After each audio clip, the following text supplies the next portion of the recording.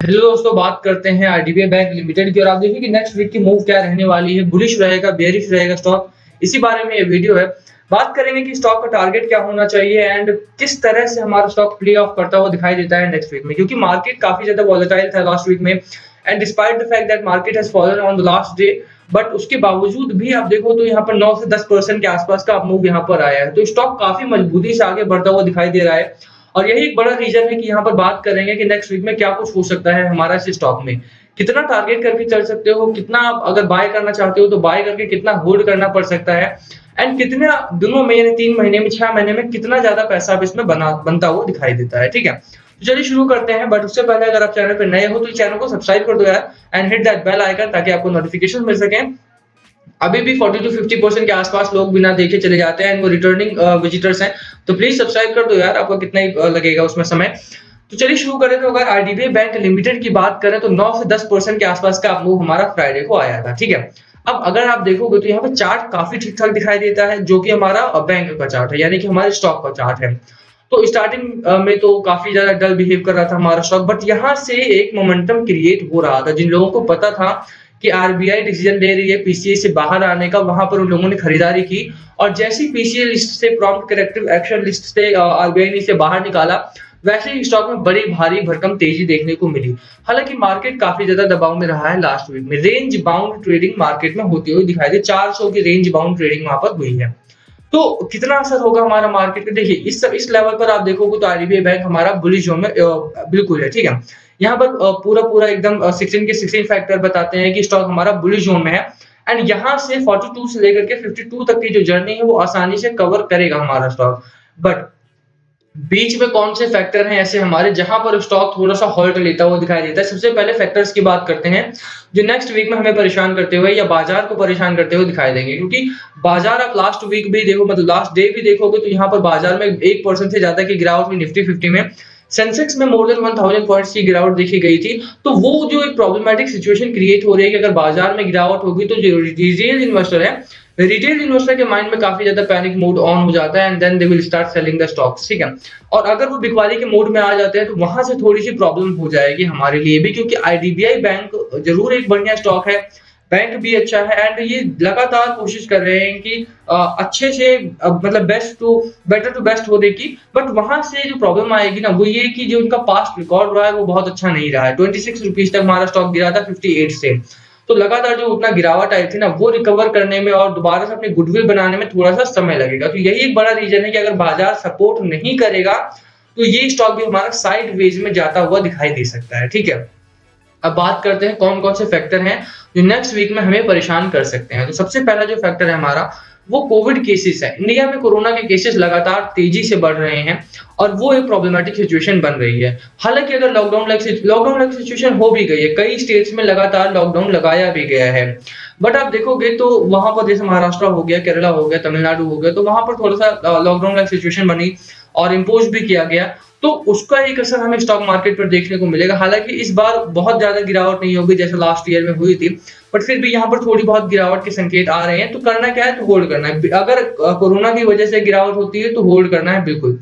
Bond yield हमारा दूसरा है। अमेरिकन बॉन्ड यील्ड लगातार तेजी से बढ़ा था लास्ट वीक में, एंड वो लगभग 1.6% अपने ईयर ऑन हाई के आसपास पहुंच गया था। तो वही एक बड़ा रीजन बना था कि स्टॉक मार्केट का जो कॉन्फिडेंस था वो डाउन था, ग्लोबल मार्केट हमारा डाउन चला गया था, और उसका असर हमें अपने स्टॉक मार्केट इंडियन भारतीय बाजारों पर भी देखने को मिला था। तो बॉन्ड यील्ड के ऊपर आपको नजर रखनी पड़ेगी कि बॉन्ड यील्ड किस तरह से प्ले ऑफ कर रहे हैं।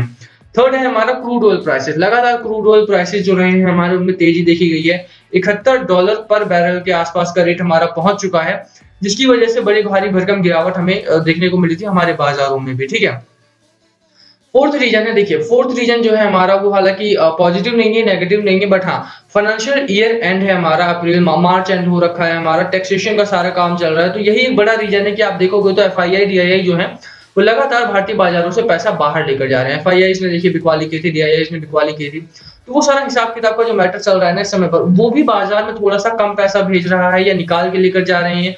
तो वहां से वॉलेटिलिटी बहुत होती है। आप देखोगे किसी किसी दिन बहुत ज्यादा भारी भरकम खरीदारी हो जाएगी, किसी किसी दिन बहुत ज्यादा पैसा निकाल लिया जाएगा। तो ये कुछ एक रीजंस है हमारे, जहां पर 4 फैक्टर्स हमारे हैं जो नेक्स्ट वीक में भी प्रेवलेंट रहेंगे, और ये चारों रीजंस हमारे मार्केट को थोड़ा सा इंपैक्ट करते हुए दिखाई देंगे। तो करना क्या है आपको, चारों पर नजर रखनी है सबसे पहली बात। दूसरा बात है कि स्टॉक हमारा ऑलरेडी बुलिश जोन में है, तो अगर आपने बाइंग कर रखी है, किसी भी लेवल पे बाय कर लिया हो, बहुत सारे लोगों ने 43 के लेवल पे बाय कर लिया होगा, 44 के लेवल पर भी बाय कर लिया होगा, क्योंकि वॉल्यूम बहुत ज्यादा आया है। तो मुझे लग रहा है कि बहुत सारे लोग अभी भी लॉस में होंगे, क्योंकि 44 45 तक का लेवल भी इस स्टॉक ने टच किया था कल के बाजार में।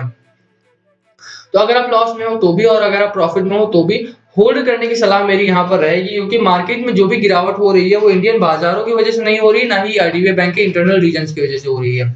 अगर गिरावट इंटरनल रीजंस की वजह से होती है तो वहां पर एक प्रॉब्लमेटिक सिचुएशन रहती है, बट अगर एक्सटर्नल फैक्टर्स की वजह से हो रही है जिसके ऊपर कंपनी का या हमारा कोई हाथ ही नहीं है या रोक नहीं है, कंट्रोल नहीं है, तो प्रॉब्लम वाली बात ही नहीं है यहाँ पे, ठीक है। तो थोड़ा सा आप होल्ड करने की स्ट्रेटजी बनाओ इस स्टॉक में, और होल्ड करते हो तो अच्छा खासा प्रॉफिट आपका इस स्टॉक में आएगा।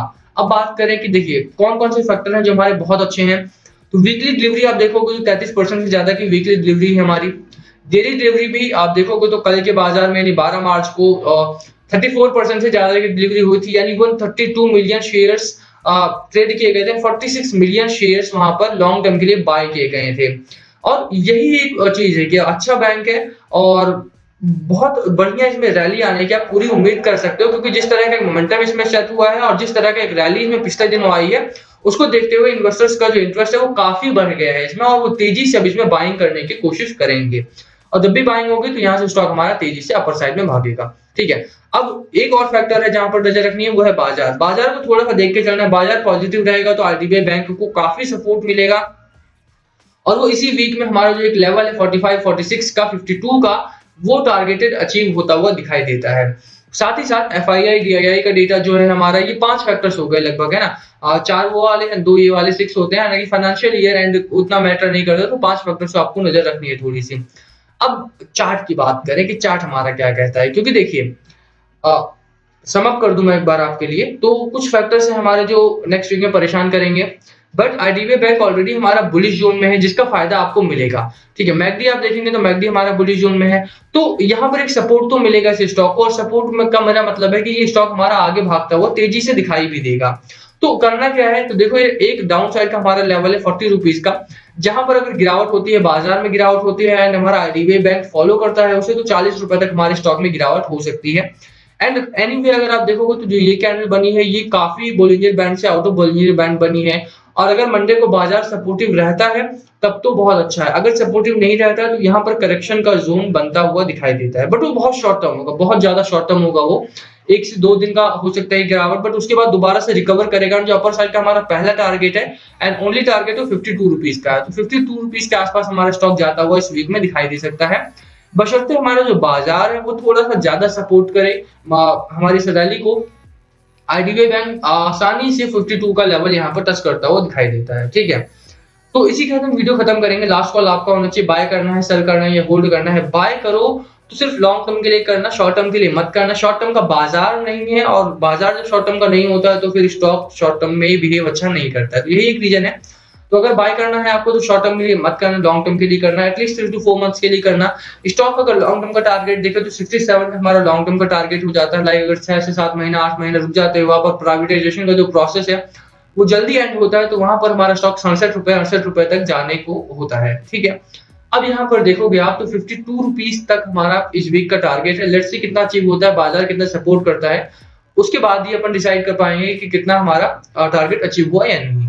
हालांकि जिस तरह का बाजार मोमेंटम है, रिकवरी है, बहुत जल्दी टारगेट अचीव होता हुआ दिखाई देता है। तो इसी के वीडियो खत्म करते हैं। वीडियो पसंद है वीडियो को लाइक कर लेना, चैनल पर नए हो सब्सक्राइब की बिना मत जाना। Thank you for watching and visit our official website, link description में मिल जाएगा, और यू कैन सर्च moneycompulsion.com, वहां पर आप आईडीबीआई बैंक से जुड़ी हुई या फिर स्टॉक मार्केट से जुड़ी हुई काफी खबरें वहां पर पढ़ सकते हैं। Thank you again.